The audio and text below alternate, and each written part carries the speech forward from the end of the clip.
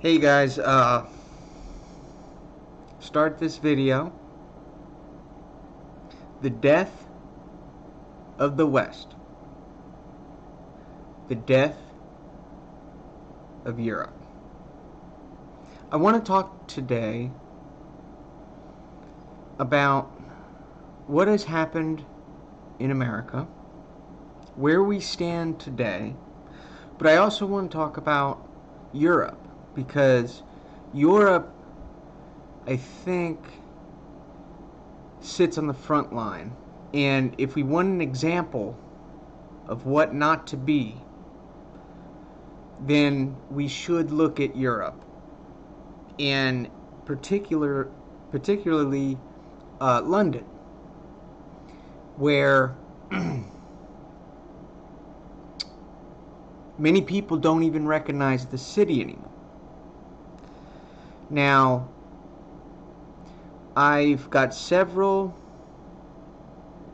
presentations, and I have a video that I would like to present to you as an argument for what I am stating, which is the fall of the West, and why and how it happened. And I just want to start off by saying the best thing you can do to make a difference is to show gratitude, is to show appreciation. We live in bizarre times. These times are polarized times where the truth has been obscured from reality. Nobody really knows what's true and what's false. And this, in order to make a difference, has to come from within. In order to make a difference, each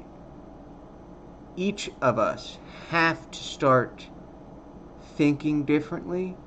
We have to start treating each other like human beings, regardless if we agree with each other. We have to start showing some gratitude. We have to start showing some appreciation, because I tell you right now, guys, we are hanging on by a hair into the throes of third world countries, into the throes of communism. And if we rely solely on politics to fix our communities, then we're going to go into a dark place. This has to be fixed from within.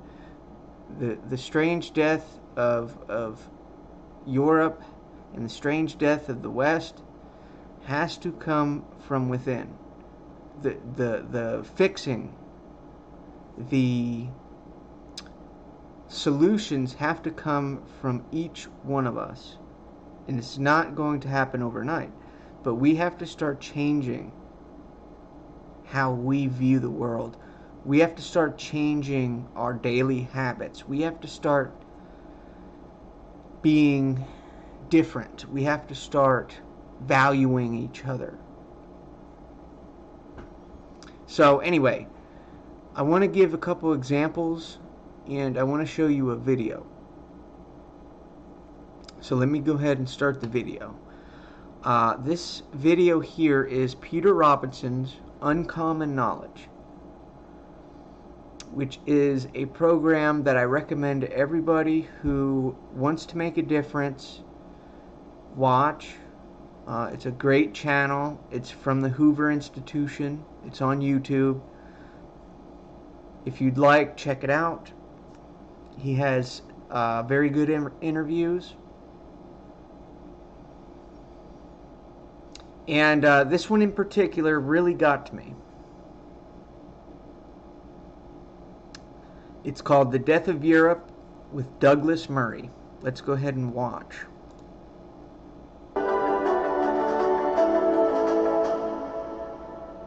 Welcome to Uncommon Knowledge. I'm Peter Robinson. We're shooting today in Fiesole, a town in the hills above Florence, Italy.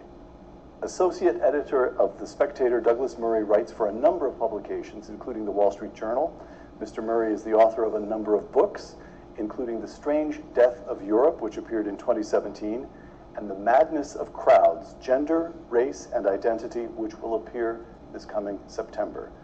Douglas Murray, welcome. It's a great pleasure to be with you. The Strange Death of Europe. Quote, Europe is committing suicide, or at least its leaders have decided to commit suicide. Whether the European people choose to go along with this is naturally another matter, close quote. We'll come to your argument in a moment, but the book appeared in 2017. For now, what do you make of what the people are willing to put up with 2 years after you published the book? It's very interesting. In the 2 years since it came out, it's been coming out in, I think it's now out in every European language, so I've been pretty constant. I'm in a different country every week in Europe and elsewhere, and so I get a pretty good sense of where things are. I would say there are several things. The direction of travel hasn't changed, but some of those in positions of power have done things that I was surprised they would be willing to do to slow it down. I'm thinking particularly of the fact that the book centers on the migration crisis of 2015, which I just see as a sped-up version of something that had been happening for decades. But since 2015, the European leaders, among other things, did a deal with President Caliph Erdogan, and he now has a gun to Europe's head that he knows he can fire at any point. The deal, just explain that. I'm going to have to stop you from time to time to make sure that for an American audience we're very explicit. Erdogan is president of Turkey, and the nature of the deal was? We Europeans pay him huge sums of money, and he stops boats leaving the Turkish shores for Greek islands. Right, and it is just as crude and straightforward as that. He's not doing it out of the kindness of his heart. Right. And Okay, guys, so I just want to interrupt here for a second. Malaise, complacency, a lack of leadership, a lack of education has all led to disastrous consequences that you're seeing today. And Europe is a good... Europe is a great identity for that. Example. Europe is a great example of leadership gone awry, of our leaders not basically leading. They're not doing anything. It's a malaise. It's a complacency. And it shows. It shows in London's neighborhoods. It shows in London culture. And when you bring in a bunch of people from your country and you start dividing those people, what you get is a lack of assimilation, a lack of appreciation, a lack of motivation, and that's what you're seeing in Europe. But this is a lack of leadership. This is not what everybody wanted. You got to remember, there's two sides to every story, and the people on the ground, half of the citizens did not want this. And not to mention the universities started playing identity politics, using race and gender, and they did this to divide people in order for them to continue having power. And they didn't want to let go of power. And they came up with a brilliant strategy. It really is a brilliant strategy. We'll use reverse racism, and we'll group people in by identity, we'll group people in by gender, and we'll even group people in by sexuality. And we will use that to divide people, and we'll use that as an excuse to continue the malaise, to continue the do nothing politics, the complacency. We'll use identity politics to further the complacency that has led us to where we are today. And the lack of leadership is really having a toll on the world. And freedom and democracy really is something of a dying breed. It's not seen very much throughout history. It's a baby. You have to protect it. You have to nurture it. You have to nurture democracy. You need new people, new ideas, and that has been the lack of that has led to what you see today, which it's past time. Now, we'll get back to the video, but let me show you an article that I wrote. And I'm talking about America now. I'm talking about the West. In the article, proof of the fall of the West is parallel to that of the fall of Rome. Let me go on and read. The author, which is me, lays out several examples of the decadence, the malaise, the complacency, the family decay, the economic decay, the cultural decay, the social decay, the moral decay. It's all right here. I laid it out for everybody. And I compare that with the fall of Rome. So Rome was a democracy, the largest empire ever to exist, and it fell.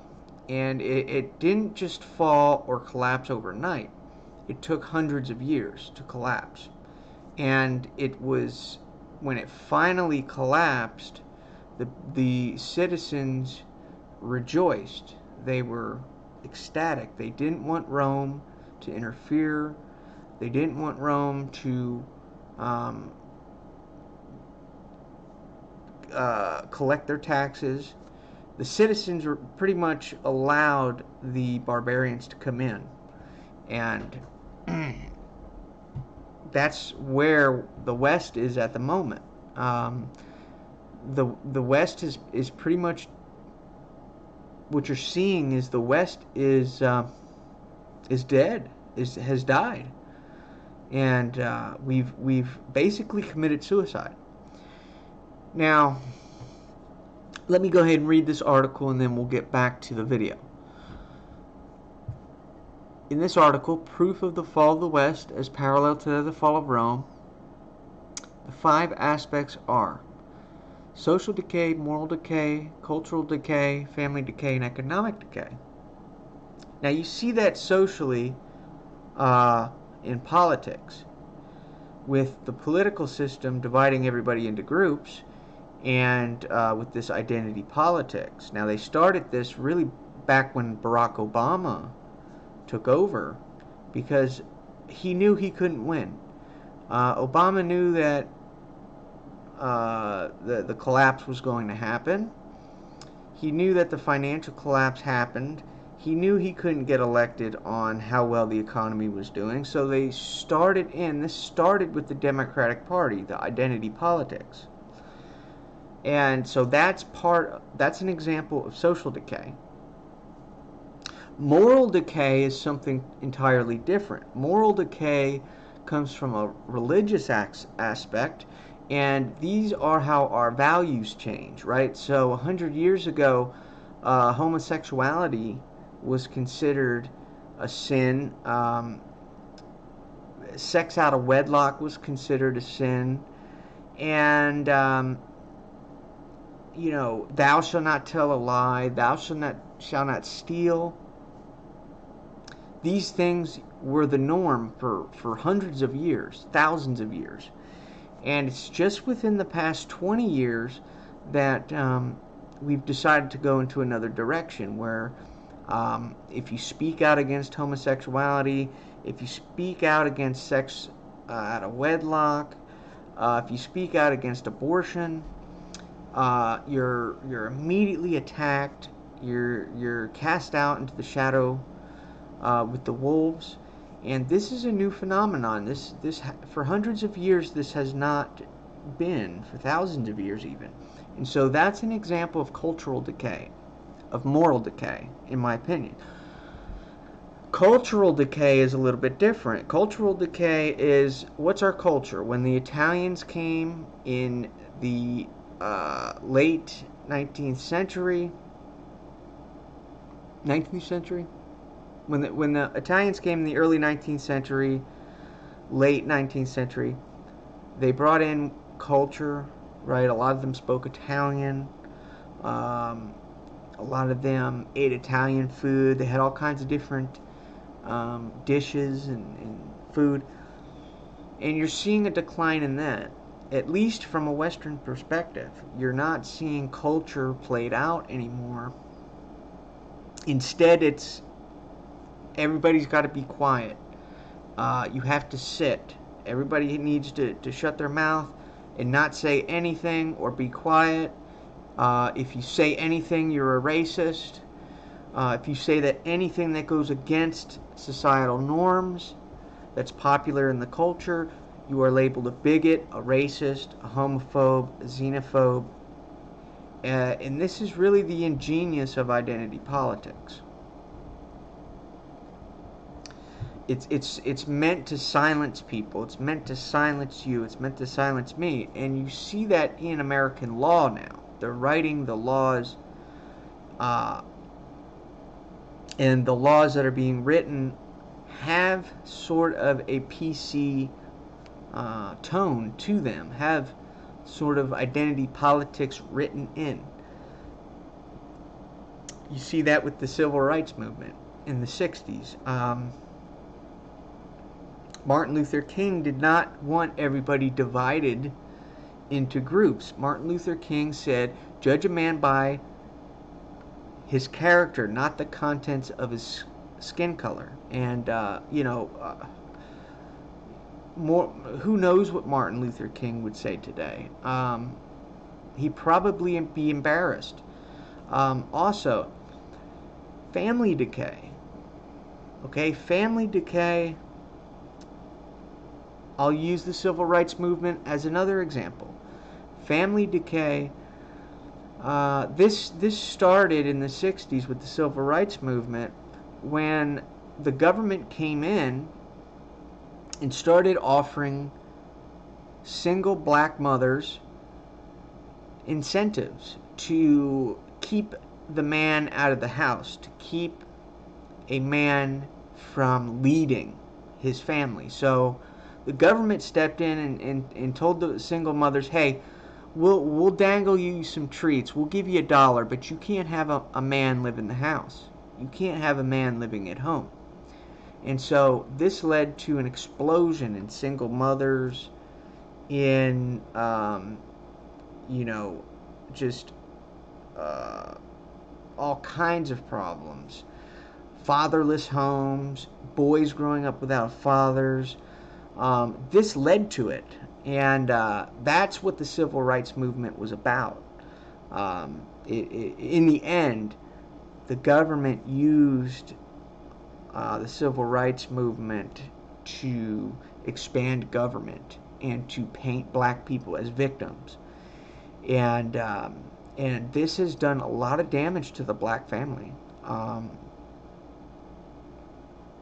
Explosion of single mothers, especially in the inner city, to where you would see one woman with several different men, just having kids, and none of the men are allowed to lead their household. And so the children grow up without fathers. They grow up without respecting men. The daughters don't respect men. And why should they? They never saw their father. And so the kid ends up believing in government, working in government. And it's just been a disaster across the board. And the last one, of course, correlates with that, at the economic decay. You have economic decay in the inner cities. You have chaos right now. You have homeless people, people with mental health issues. It's all there. You just have to look out your window, okay? And don't believe what you see on TV. The TV is there to distract you. The television is there to keep you silent, to keep you feeling as though you're not worth it, to reinforce what the political system wants. And that's what the role of television is nowadays. I mean, look, another example. Back in the 80s, you had television shows like Step by Step, okay? Family Matters, right? These were family TV shows that showed the mother, showed the father, showed the family unit together, and you just don't see those TV shows anymore. What you see now are politically correct TV shows. Modern Family, politically correct, very PC, right? You have the homosexual son, you have the promiscuous daughter who's pregnant and didn't get married. It's just a whole different world than that of 20 years ago, where culture, values, and family were really in the bedrock, and these things mattered. And it doesn't exist anymore. It doesn't exist in entertainment. It doesn't exist in everyday life anymore. People don't teach the importance of values, especially not on television, out of fear of being labeled a racist or a bigot. So that's what you're seeing. Let's continue on. A crisis of self-discipline, a loss of economic discipline, more laws, more rules, more regulation, and a sense of loss of tradition. A genuine decline in the arts. Decadence, marriage and family rates decline, including birth rates, forcing government population replacement, otherwise known as immigration, all present in the last days of Rome. So yes, all this stuff happened before. This has happened to nation states before, and this happened in Rome. And so, this is not new, but this is not new to Western democracies. It's happened before. Our job is to recognize it, get the message out there, and try to change the hearts of man. Try to change people. Okay? The only way we're going to change this is if we change each other. It's not going to happen through leadership. It's not going to happen through the political system. The political system has long been corrupted by money, and it's not going to change. If anything, it's going to get worse. So the political system, the rule of law no longer can be counted on to change the system. It's just, we have to change ourselves. This starts out with the family. This starts out by teaching and promoting values, promoting morality. Thou shalt not steal. Thou shalt not bear false witness. These things matter, okay? And that's what's not being taught now, and it's a shame. It is a shame. Let's continue. All present in the last days of Rome. The Romans also devalued their currency from almost 90% silver in each coin to the 4th century AD, less than 1% of silver in each coin. The 4th century AD saw a rise in the welfare state, a rise in single motherhood. Women were forced to work and pay taxes. Rise of ideologies such as feminism and MGTOW. Yeah, that's another good argument there. That the 4th century AD in Rome saw a welfare state for the first time. And the Romans also devalued their currency, kind of like what we're doing now. They used coins, and when Rome was in the middle, their coin, when they were thriving, their coin had almost 90% silver in it, and towards the end of the days, towards the 4th and 5th century, their coins were worthless. Didn't have any silver in it, maybe 1% silver. And if you just look at the American dollar, the value has gone down dramatically. And if you believe in patterns, if you believe in the future, you have to wonder, there's a good chance it's going to happen again. Hope for the best, but expect the worst, right? So, and it's also true that Rome started giving food and money to the inner cities, and to the slaves, and started, paying people basically to vote for them. And this was the beginning of the welfare system. And that's what you have today. Now, I'm not saying all welfare is bad. That's not what I'm saying. We do need some type of welfare program for the most vulnerable throughout society. I do believe that. I am a libertarian. But I don't believe that in the long run, we should be dependent on government.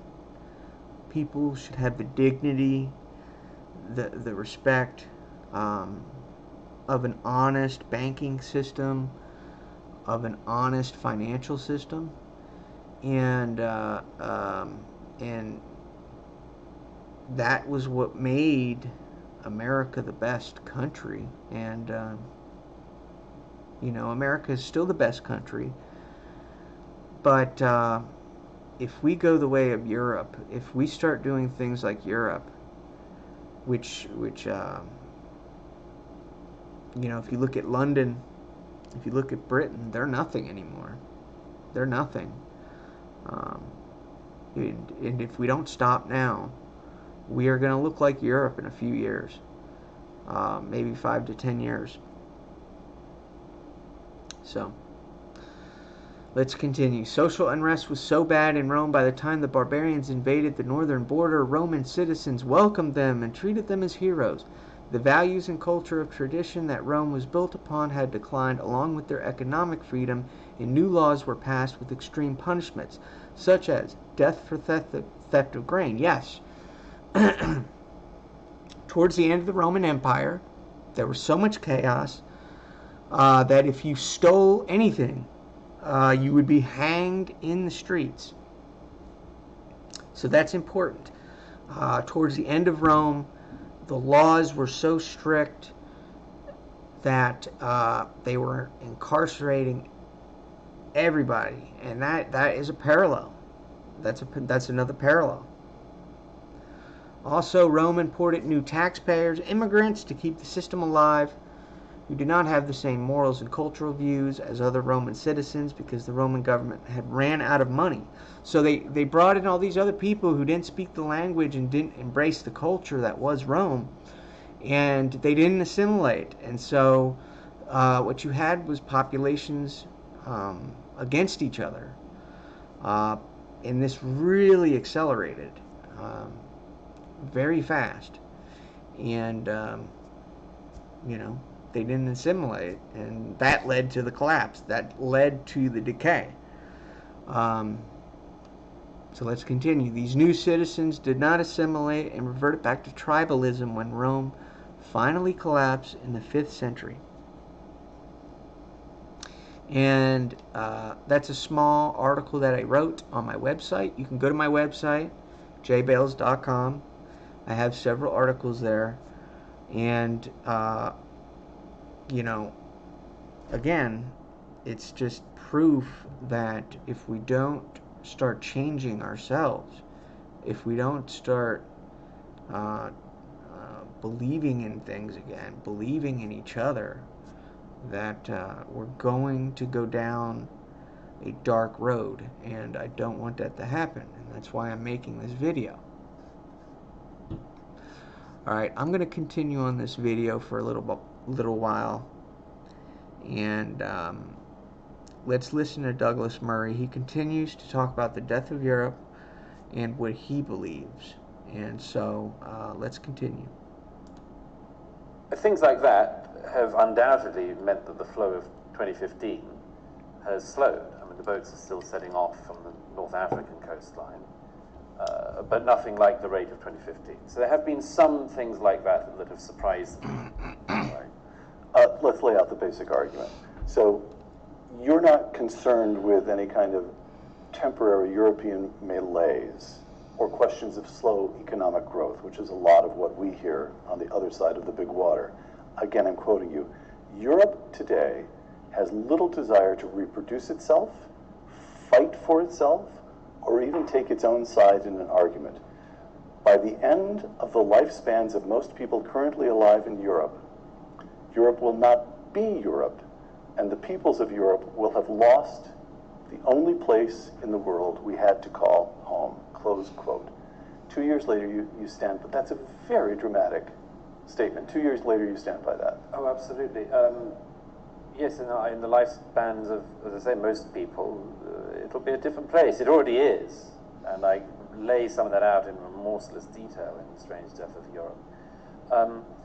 Sometimes when things happen relatively slowly, people get used to things, they adapt. I give the example of the census in the UK, the last census in the UK, which showed that in 23 out of 33 London boroughs, people who identify as white British are in the minority in those boroughs. So that in the lifespan of, I mean, you can either, like that, dislike it, or feel so benign about it. But that's a massive change in just one person's lifespan already. John Cleese tweeted, as we taped this, I think it was last week, John Cleese of Monty Python fame tweeted, "London no longer seems to be an English city." I think that's a close paraphrase, if not a quotation. And he was attacked. Well, the attack, as attacks are on Twitter. Yeah. But he was correct. He was correct. I mean, and by the way, factually correct. What he said is effectively what is boasted about by politicians, including the mayor of London and the previous mayor of London. They say, it's an international city. They're very happy about that. Right. But if somebody says, well, that means it's not an English city anymore, then they attack somebody like, whether it's John Cleese, me, or whoever, for heresy. I mean, it's very interesting, by the way, isn't it? I mean, John Cleese was attacked for the heresy of Life of Brian, 40 years ago. Yes. He's attacked by the clerics now. It's just they're the clerics of the far left and the social justice movements and so on. They just happen not to wear frocks like his previous critics. But it's the same phenomenon.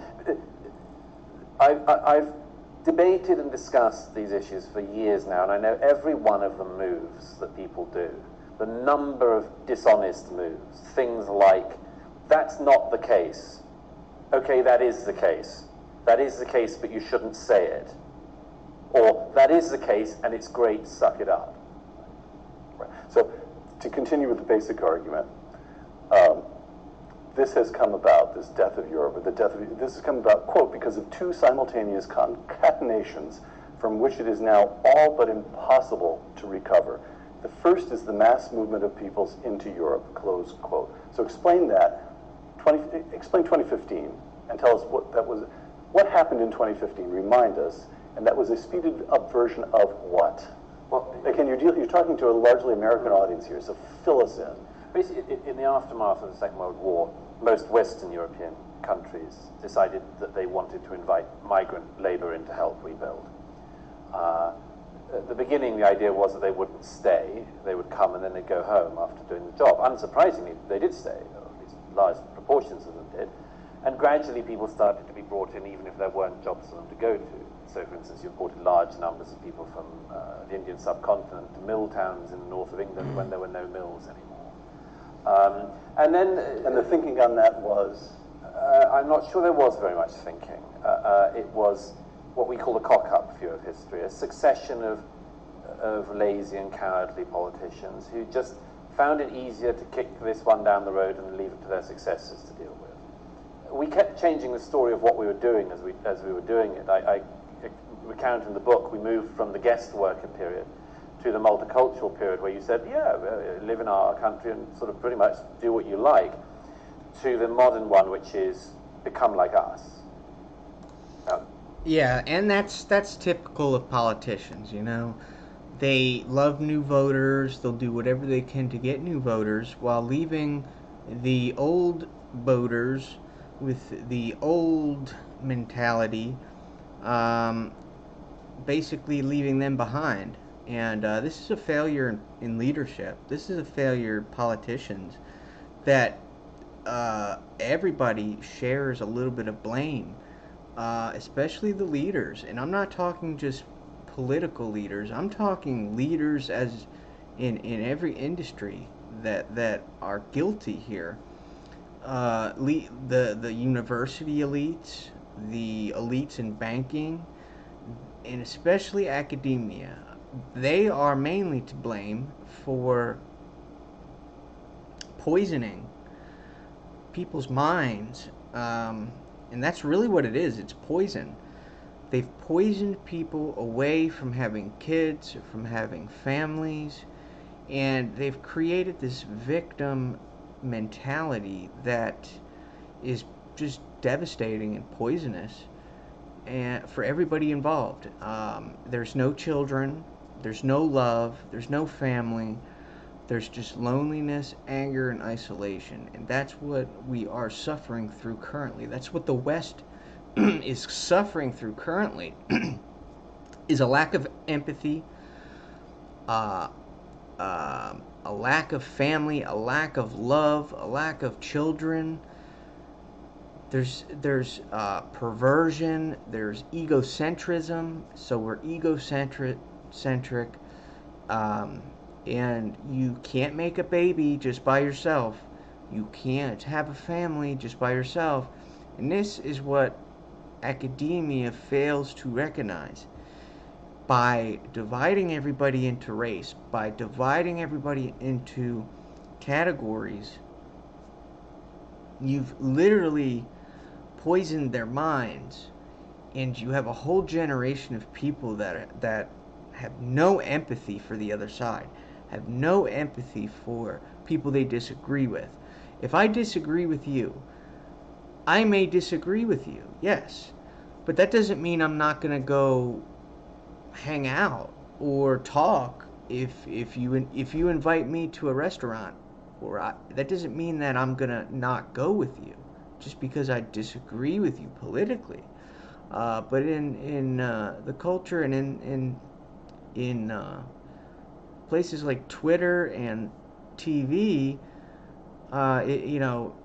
we're led to believe that if two people disagree, then it's pitchforks, it's fire, broomsticks, and pitchforks. If you disagree with somebody else, you are not allowed to talk to them. You are not allowed to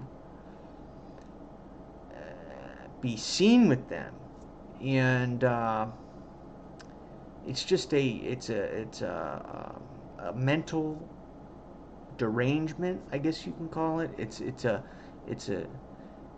childlike anger that is all you got to do is go to Twitter. Go on to Twitter, turn on the news, and you'll see this childlike reaction to the world where people are going around just reacting, like they're childs, like they're children. It's new, it's new.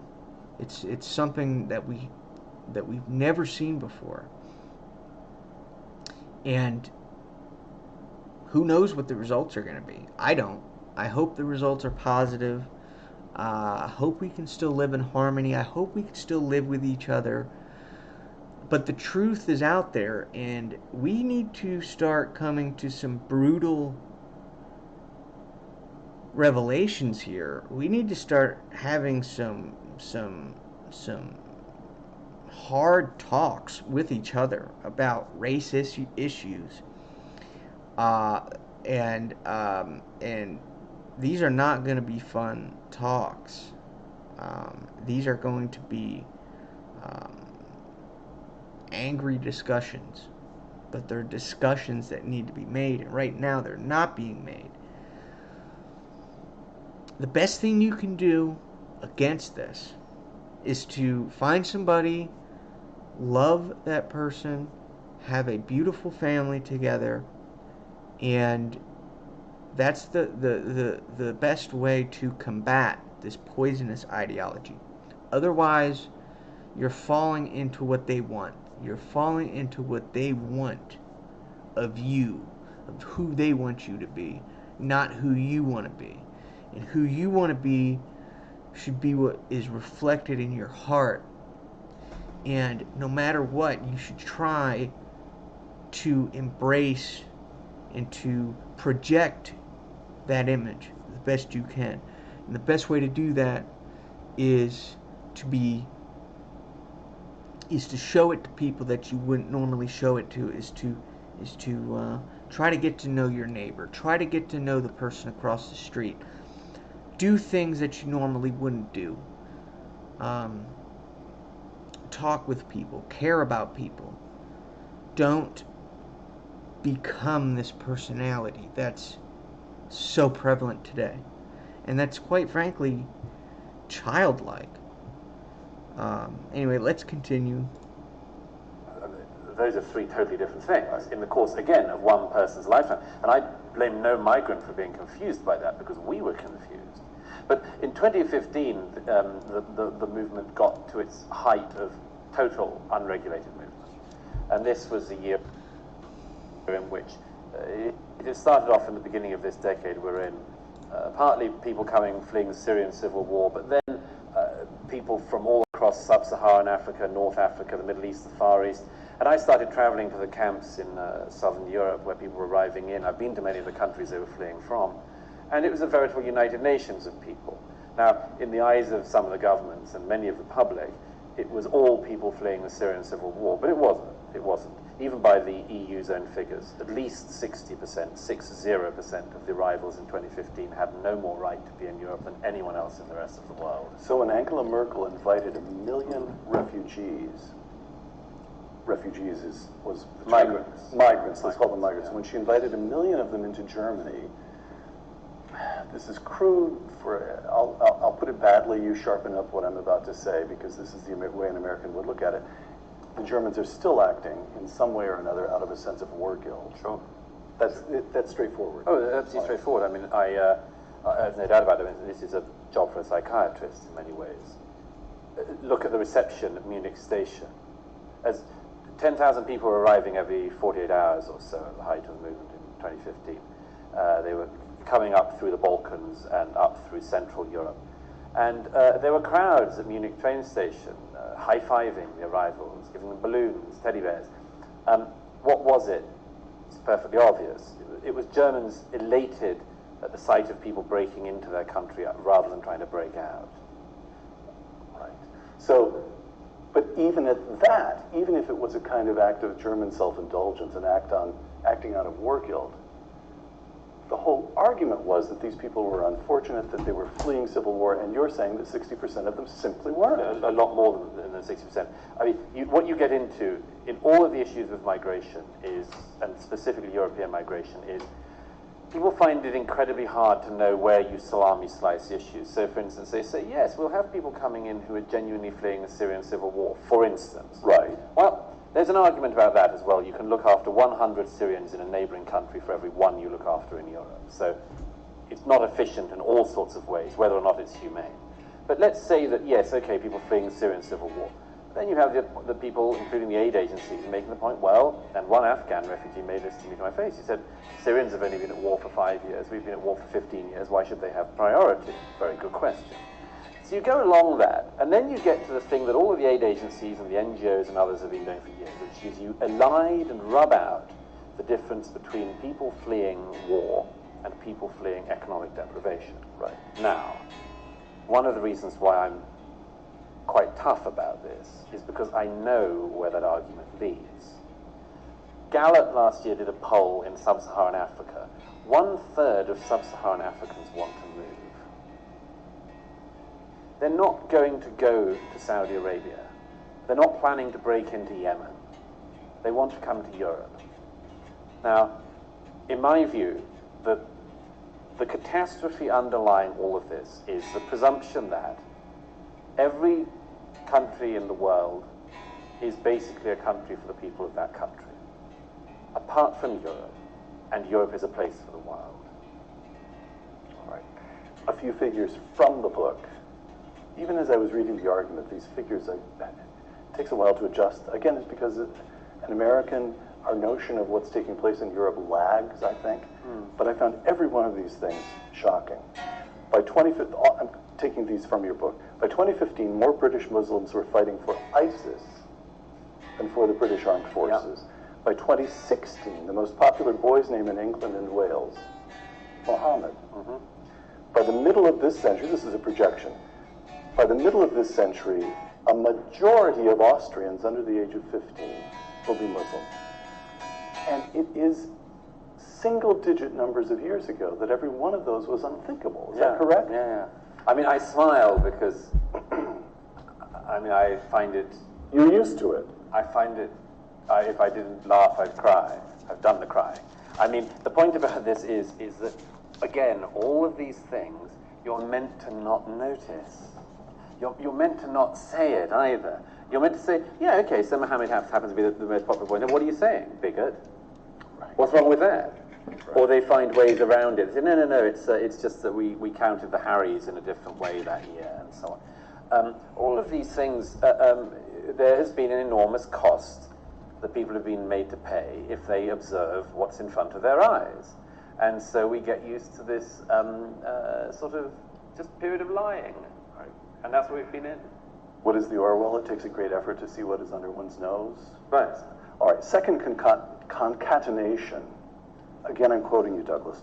At the same time that we've had this influx, at the same time Europe has lost faith in its beliefs, traditions, and legitimacy. Europe is now deeply weighed down with guilt for the past. And there is also the problem of an existential tiredness. Yes. And a feeling that perhaps for Europe, the story has run out and a new story must be allowed to begin. Okay, take us through that a little. Now, the German war guilt, that's clear.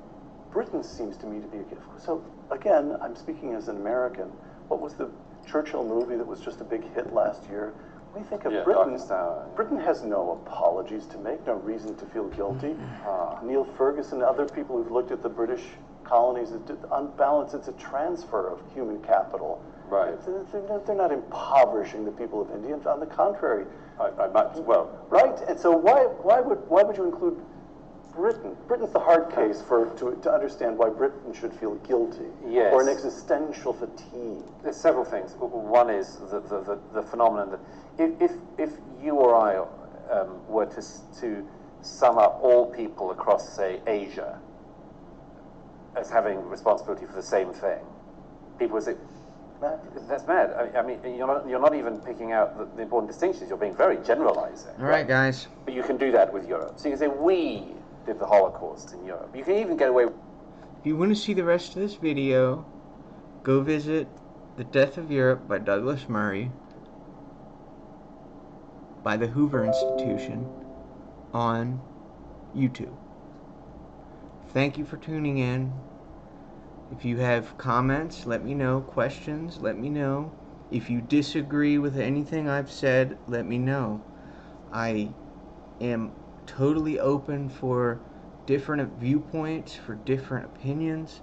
I don't live in an echo chamber as many people do online. So if you guys have any questions, I would love your feedback.